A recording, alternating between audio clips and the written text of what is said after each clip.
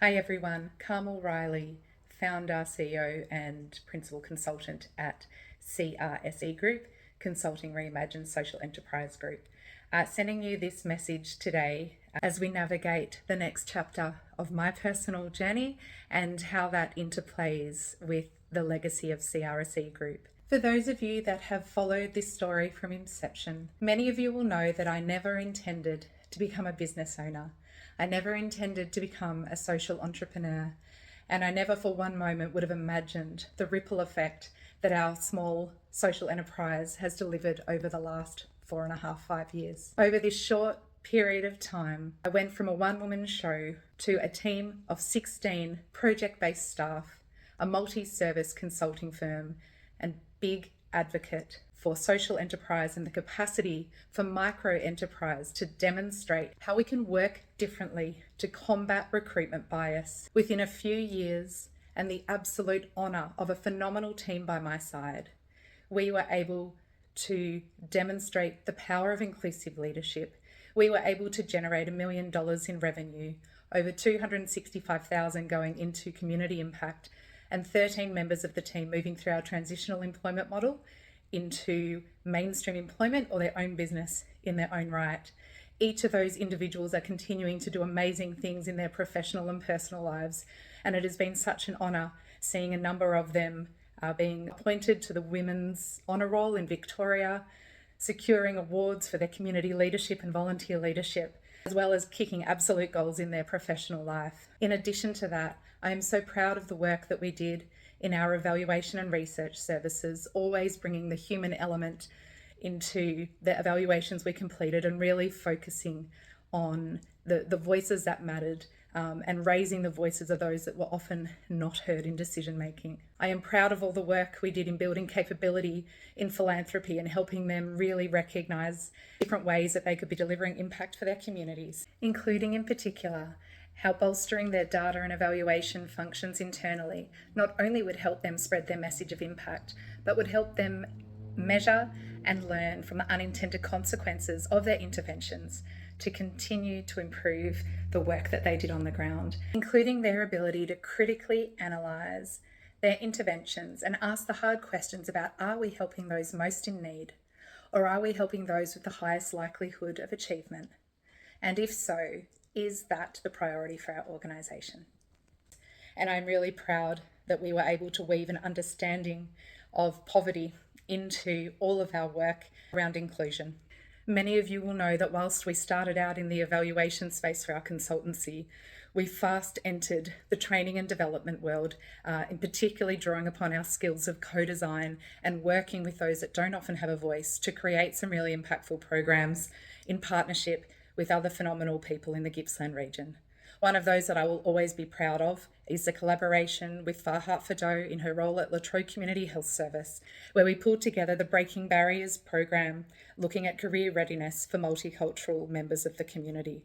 It was a phenomenal program led by the participants themselves, and it has been such an honour watching their continual career journeys over the last few years. Equally, the co-design and delivery of work through our consortium with Major Roads Projects Victoria, and really being able to elevate the enabling environment for social procurement to really create impact in the long term in Victoria. Some of our other memorable work in relation to the social enterprise ecosystem and increasing the visibility around the missed opportunities in social procurement was our work with the Social Enterprise Network Victoria, Gippsland Social Enterprise Collective, being able to partner with social traders to bring the Social Procurement Roadshow to Gippsland, being able to support the delivery of the Social Enterprise World Forum community hubs over a number of years, including the most recent one where we spoke in West Gippsland as part of that global movement. And then reflecting back to the COVID years and thinking of the businesses that we supported through the Victorian Chamber of Commerce and Industry Business Resilience and Recovery Program, provided opportunity for us to support over 50 small businesses navigating their way through that period, providing hope, providing reality checks, providing support for innovation, for ways to reimagine what their future would look like. And it is an absolute joy seeing how many of those organisations are continuing to thrive today. I have been so proud of the advocacy we successfully did with Commonwealth Government, particularly through the Jobs White Paper on the power of transitional employment models and small business. It was wonderful as well to see some of the successful advocacy over the years, seeing invitations for the existing not-for-profit salary survey and seeing that social enterprise has now been included in that data collection. To be able to work with QUT on the delivery of their inclusive employment toolkit for working with people with disability in the social enterprise sector in particular, bringing together my lived experience of an individual with hidden disability and my professional expertise in inclusive leadership. I was so proud to be able to contribute to that publication. And whilst this chapter of CRSE Group is closing, I know deep in my heart that our legacy has been felt and will continue to be felt in the future. And my voice and advocacy around inclusive leadership, social justice, and understanding of how privilege influences our opportunities in life, those messages will never quieten in me. And for now, my priority through my clinical work in speech pathology and really bringing together trauma-informed practice and neuro-affirming practice to the clinical sector, we will focus on a future led with safety, respect, and true belief that we all belong in our community.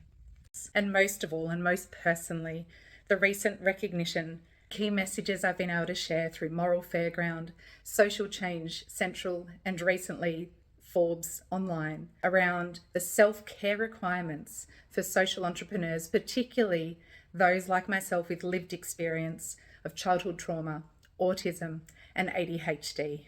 And it has been an absolute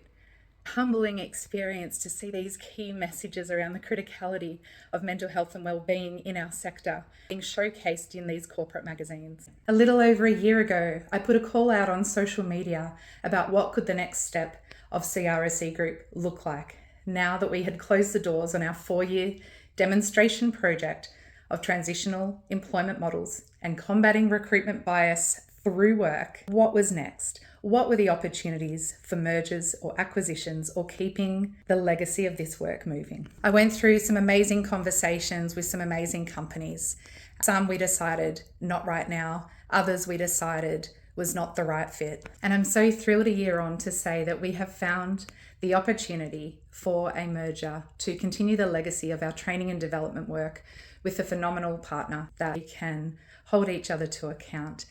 take steps small when we need to and take bigger steps when we can, continue the legacy of our inclusive leadership work and other much needed training and development opportunities for the community at large. I will always remain available for keynotes or presentations to share the story of CRSE Group and the 4-year demonstration project. And I remain committed to my Gippsland community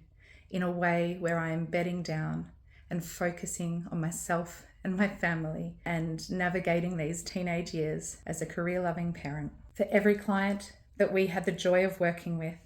and every staff member that I was so humbled to be able to work with and for and learn so much from you as I learned more about myself. Thank you for these years. And I look forward to seeing you in whatever that looks like into the next chapter. Thank you so much.